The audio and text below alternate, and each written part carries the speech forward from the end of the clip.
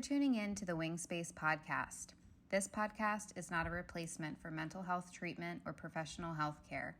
In case of crisis or emergency, please contact your local healthcare provider or dial 911. Welcome to the Wing Space podcast. In today's episode, we're going to talk about values and how our own personal values can be used to drive and to determine our habits and our routines. So maybe grab a pen and a paper so you can take some notes and begin to create your own list of values. Hey Southern Maryland, are you ready to beat the brain fog and get focused? Join us for Hope and Healing's upcoming wellness workshop, Hocus Focus 2, in collaboration with Essential Blends Aromatherapy. Connect with community members and create your very own aromatherapy products for focus while learning new coping skills for clearing brain fog. On-site childcare will be provided for $5 a child, and pre-registration is required. So sign up today by visiting hopehealingtherapy.com or visiting our link in bio at Hope Healing Therapy Wellness on Instagram. Hey there, and welcome back to the Wing Space podcast. I'm excited to talk to you today about values. If you've been following along on our podcast for a couple weeks now, we've been talking a lot about self-care and the importance of self-care. And, you know, what I realized is that for some people, in order to be able to create a self-care routine, they have to be able to understand what their values are so that they can then use those values to direct their habits and routines. So according to the online Google dictionary, value means the regard that something is held to deserve, the importance, worth, or usefulness of something, or a person's principles or standards of behavior, one's judgment of what is important in life. So I want you to consider that second definition. One's judgment about what is important in life. All of us have a different set of values, but sometimes the way that we live our lives is not always in line with what our values are. So for instance, someone might value health, yet the behaviors that they engage in are not promoting a healthy life. Or maybe they value financial stability, yet the behaviors that they engage in are not leading towards that value or supporting that value of financial stability. So we're going to work on a little bit of an exercise today to help you to determine what your values are, to then learn how those values are going to help us to determine the habits and the routines that are helpful, that ultimately lead into self-care. So we're doing this a little bit backwards, but I really wanted people to start to think about self-care, because if I would have come at you talking about habits, some of my friends and family are going to be thinking, yeah, we're not regimented like you are, Jennifer. I'm pretty organized and I've got things pretty well together. And my family sometimes laughs about that. So if I would have said, all right, we're going to create habits, we're going to create routines, some people that's not what's a part of their values. However, if we step back and we look, all of us have habits and routines. We just may not call them habits and routines. So in our next couple of episodes, we are going to talk about creating and maintaining healthy habits. But before we do that, we have to really understand what we value and how we can engage in behavior that is in line with our values. In our upcoming episodes about habits, I'm going to be referring to a phenomenal book, one that we actually had on our very brief book club last fall, called Atomic Habits, and it's written by James Clear. If you have not read that book, I would highly, highly recommend that you read that book. There is a nugget in that book for everyone, I promise you. It comes in an audio version, so you can listen to it if you'd rather listen to it. It is a fantastic book. For the purposes of our discussion today about values, I'm going to refer to what James Clear calls his core values list. And there's probably about 50 things on this list that might be things of value. So I'm going to give you just a couple examples of what those might be. Authenticity, adventure, balance, contribution, faith, humor, knowledge, optimism, recognition, self-respect, trustworthiness. Just a few examples. You can either use James Clear's list of core values, or you can simply drop it in your search engine list of values. I did that in preparation for this episode, and there's the top 10 list of human values. There's the top 50, the top 100. So you can find all kinds of lists, but the purpose of that search would be to give you words to help you then determine what is a part of your value system. When I was working to expand our practice from a group practice to more of the wellness center model, I have done some coaching with a wellness center creators coach. And one of the exercises we did was to determine what our organizational values are. And I think that we can all do this in a personal capacity too. You can determine what your personal values are. And this might be a really cool exercise for you to do with your partner, with your family, because if your values are different than your partner or your family, then that's going to cause some trouble. If my values are different than what my husband's values are, then we're going to be living two lives that may not be parallel and may not be succinct. So our values have to be at least closely aligned. So I would encourage you to, after you listen to this podcast, maybe you're going to do part of this exercise and then you might come back and listen to this again, but create a list of 10 to 15 words that are important to you. Maybe you set a timer for like a minute or a minute and a half, and you write down the words that speak to your values.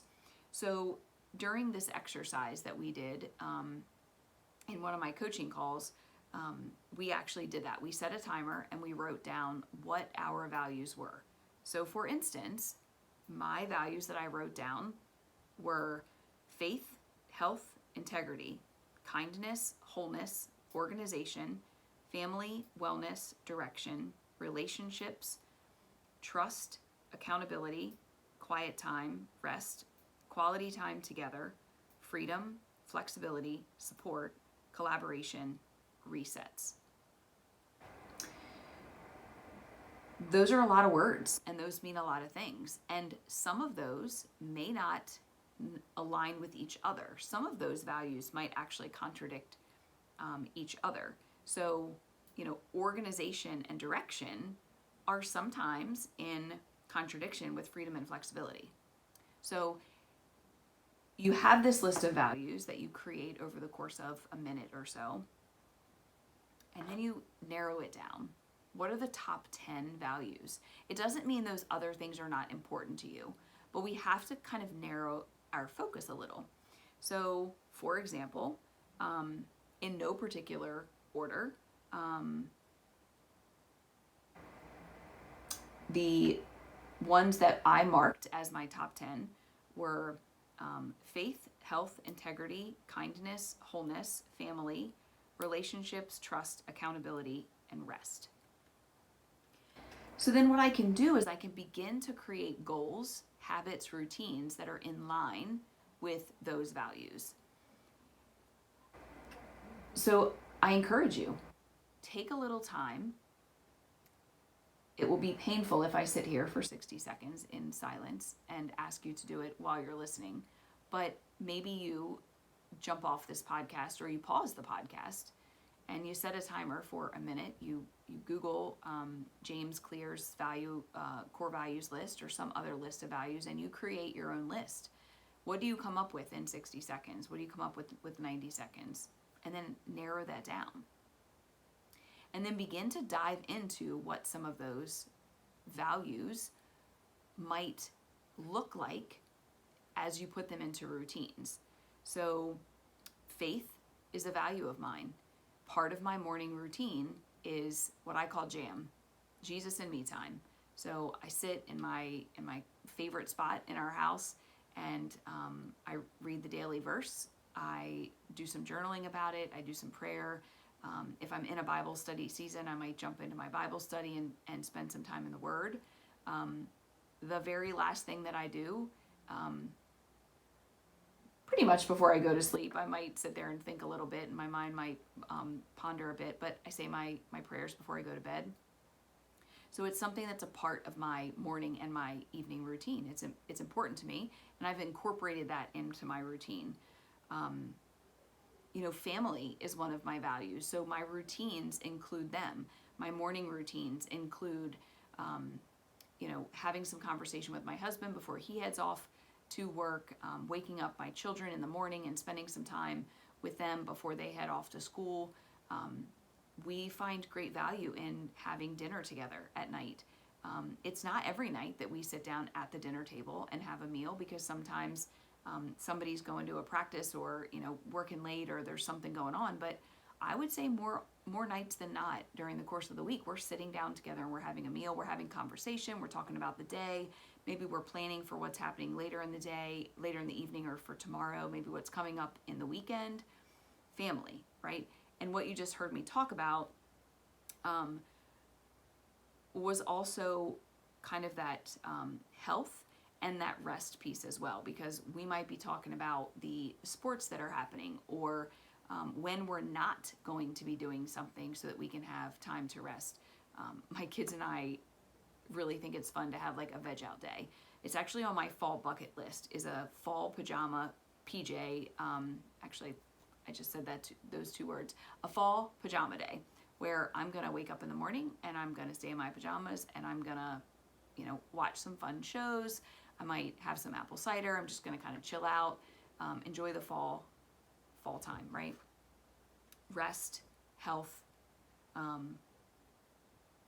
My kids love to do those days. My husband gets a little bit antsy and has a hard time with it, but we find time for rest. So all that to say, you create this long list of values, you narrow it down to your top 10, and then you look at, what does your day look like now? And are there things that you are doing, purposefully or not, that are out of sync and out of alignment with those values? And if they are, how can you change them? How can you take baby steps? I'm not asking you, and in the course of James Clear's book, he doesn't suggest it either. I'm not asking you to do a whole flip of the apple cart and start fresh. Because if you change everything, then number one, you're not going to know what's really working so that it sticks. It also is much more likely for you to fall back into those unhealthy habits and routines, or the habits and routines that you don't want to keep.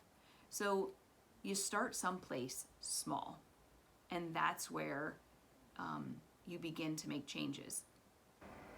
So if you, let's say, for instance, one of the things that you value is family, but things are so hurried and harried that you don't have an opportunity to sit and have a meal together. Maybe not a meal at all together. Or maybe the breakfast meal is the meal that you can actually have together. So instead of, everybody's kind of going in a different direction in the morning in the same home, maybe there's a little bit of syncing up of that morning routine so that everyone is sitting at the kitchen table together to enjoy breakfast before everybody goes off on their day. Because the evening routine doesn't lend itself for a meal together, but that's starting your day together as a family.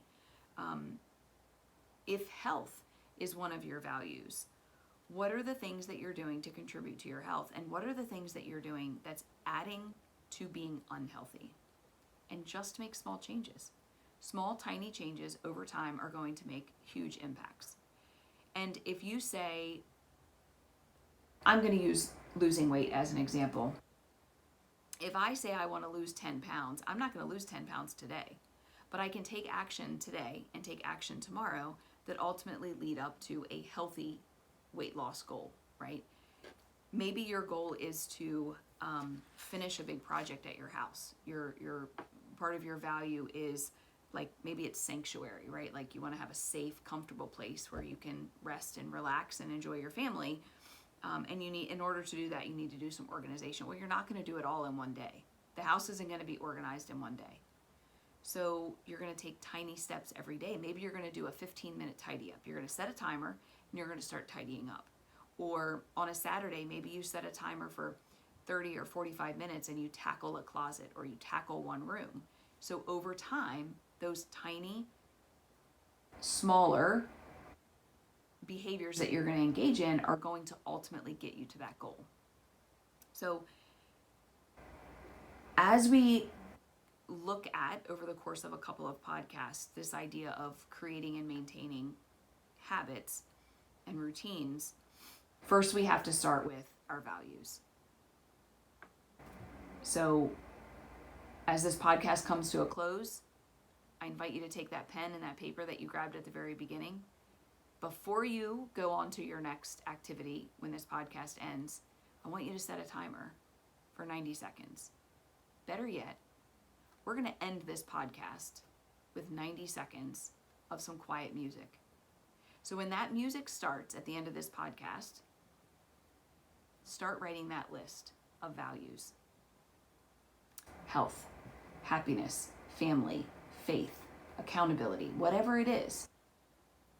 And at the end of those 90 seconds, you're going to then create your top 10 list of those 15 or 20 you might have come up with. And begin to make small changes that begin to align your life with those values. Let us know how you do with this activity. Feel free to shoot me an email. I'd love to explore some of these.